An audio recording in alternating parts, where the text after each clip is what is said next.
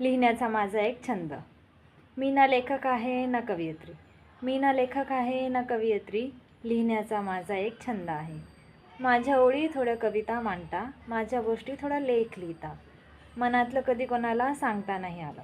मनातलं कधी कोणाला सांगता नाही आलं. मनातल्या गोष्टींनी शब्दांचा पसारा केला. त्या शब्दांनी ओळींचं रूप घेतलं. ओळींनी माझ्या कविता मांडल्या. मी नाही तर माझ्या कविता माझ्या भावना मांडू लागल्या. मी नाही तर माझ्या कविता माझ्या भावना मांडू लागल्या. माझी लेखणी हळूहळू कविता लिहू लागली. कविताच्या त्या ओळींमधून माझे विचार, माझे स्वप्न, माझ्या भावना सांगू लागल्या. कवितांच्या त्या ओळींमधून माझे विचार, माझे स्वप्न, माझ्या भावना सांगू लागल्या.